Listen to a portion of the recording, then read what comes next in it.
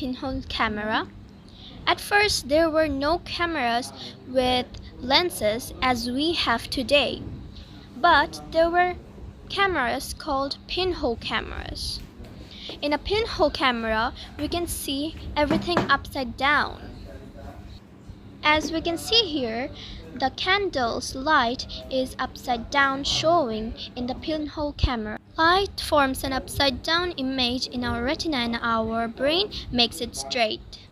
When I move the flashlight to the right, the image goes to the left. But when I move the flashlight to the left, the image goes to the right.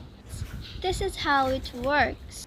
The same thing happens if I move the flashlight upwards, the image goes downward.